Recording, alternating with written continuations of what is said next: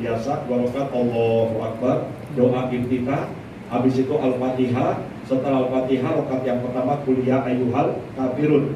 Rakaat yang kedua setelah Al-Fatihah qul huwallahu ahad. Setelah itu Assalamualaikum selesai, kemudian ibu berangkat. Jangan lupa baca doa, ikuti saya. Bismillahirrahmanirrahim. Bismillahi. Amantu billah. Bismillahi. Intasontu ala Allah. Bismillahi. Tawakkaltu ala Allahi. La haula wala quwwata illa billah aliyyil azim. Ibu keluar ya dari rumah ya. Silakan ibu pamitan dengan keluarga sambil ibu doa, ya Allah, hasbunallah wa ni'mal wakil, ni'mal maula wa ni'mal nasir. Berikan perlindungan ya Allah kepada keluarga kami yang kami tinggalkan.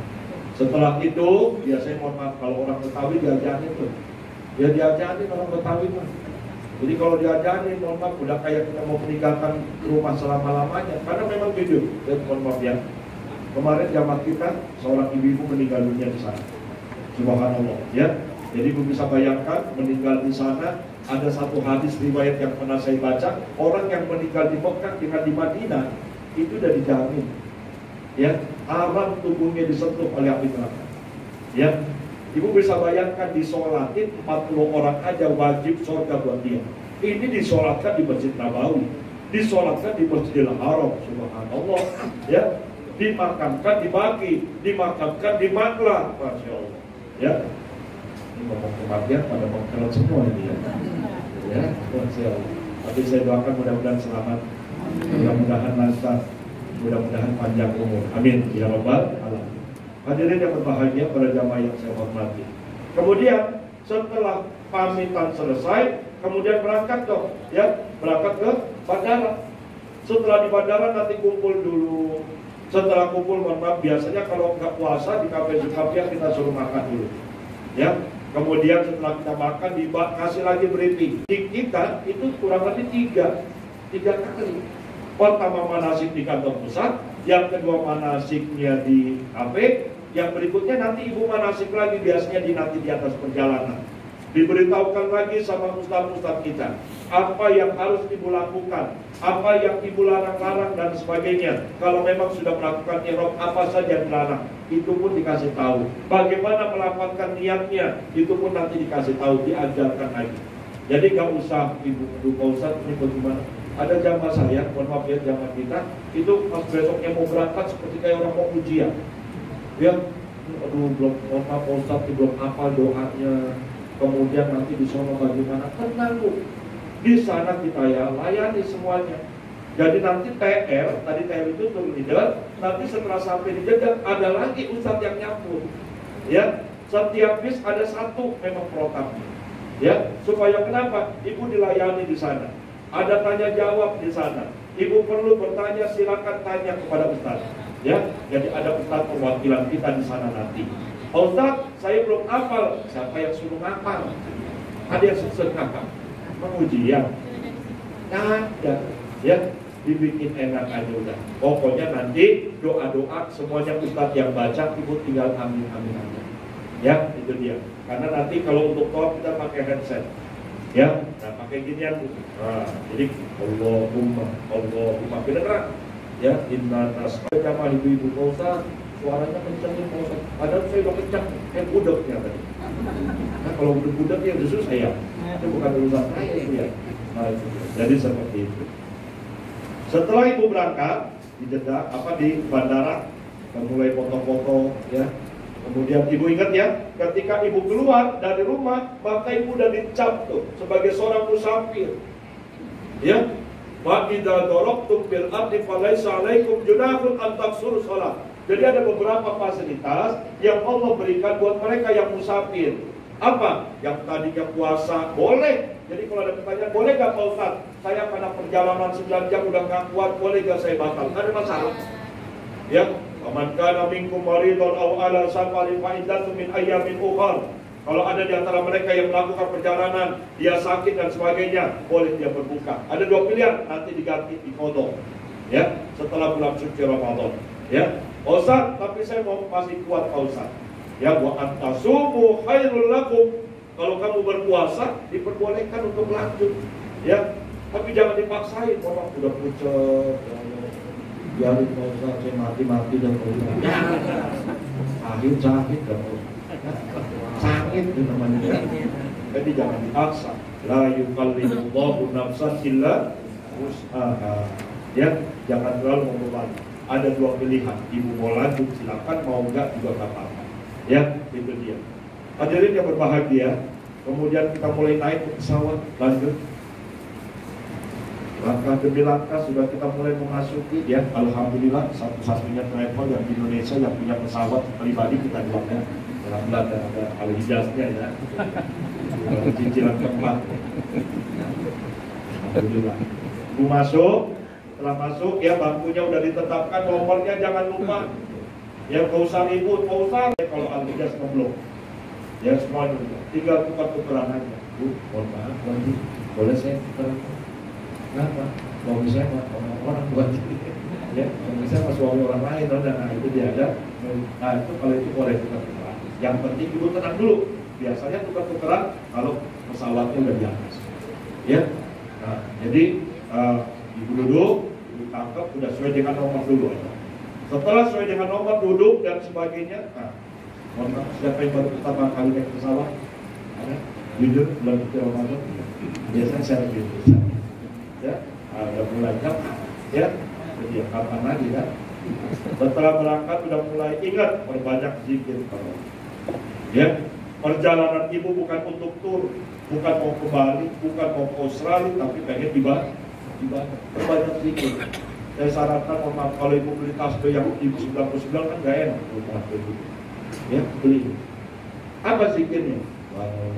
Walhamdulillah wala ilaha illallah wallahu akbar. Dia berkata subhanallah walhamdulillah wala ilaha illallah wallahu akbar.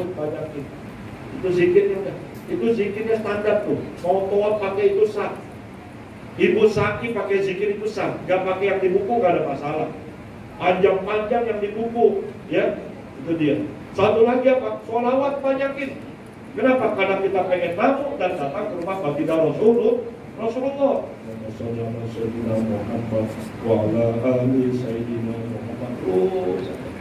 Coba ibu kalau itu bisa takar 9 jam ibu perjalanan, berapa ribu ibu udah sholawat. 100 sholawat saja janji Rasulullah. Barang siapa yang sholawat kepadaku 100, Allah kabulkan hajatnya 100. Ya. Terus.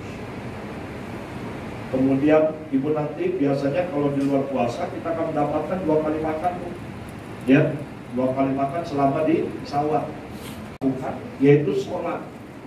Saya bicara gini kenapa? Karena banyak saya temukan jamaah-jamaah haji umroh waktunya sholat tidur.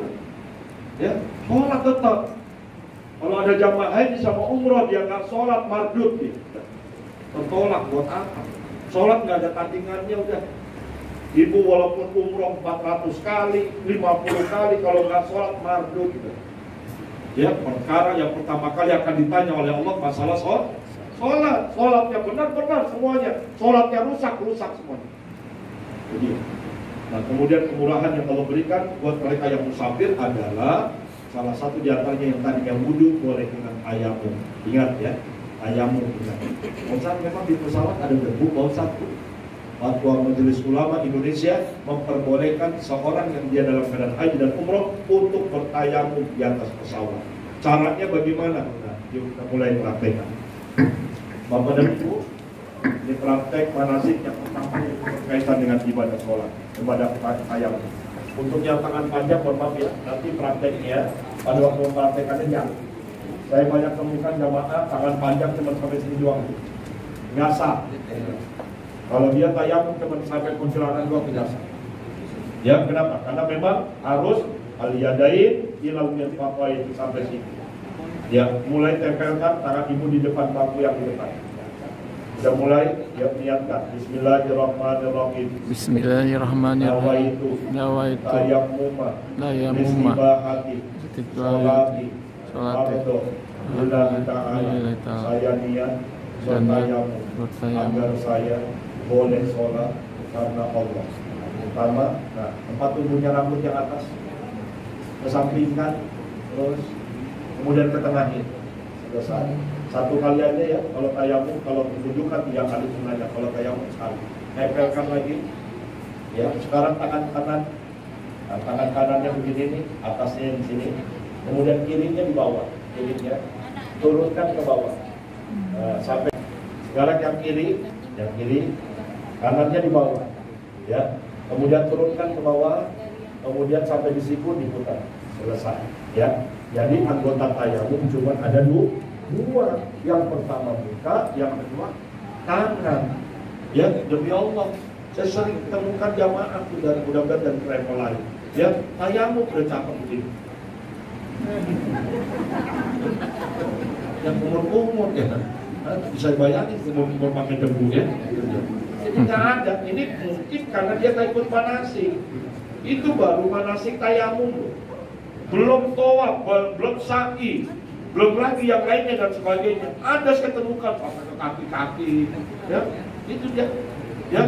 Kemarin terakhir saya ketemu saudara saya, ibu-ibu dari travel lain, ya, dari travel lain yang saya lagi sholat, dia tayamum, saya lihat dia tayamum dia, dia begini, nah itu udah lagi sholat, cuci tangan.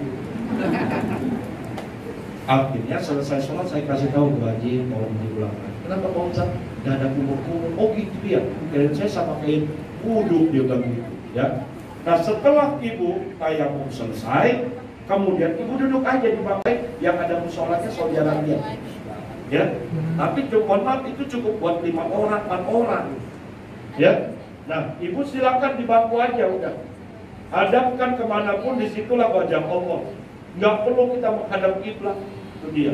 Jadi nanti bapak-bapak nggak perlu kok pilot, mas tolong jangan belok-belok pas ya, kayak mau sholat. Biasa aja.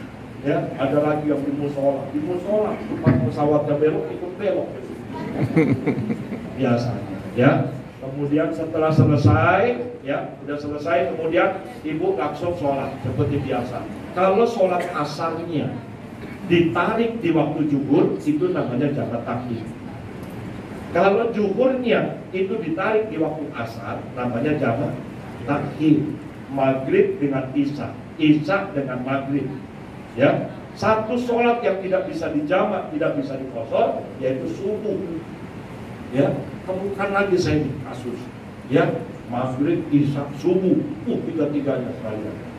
Pak tadi apa? Subuh sekalian Pak Ustaz. Biar lama tidurnya, tidur aja sekali lama-lama, yang mati sekali, ya. Jadi subuh itu tersendiri, spesial, ya. Nah, caranya bagaimana? Niatnya bisa dalam hati, bisa dilafadzkan. Kalau subuhnya, zuhurnya 2, asarnya 2, biasanya usolli fardhu zuhri rok'ataini, jam takdiman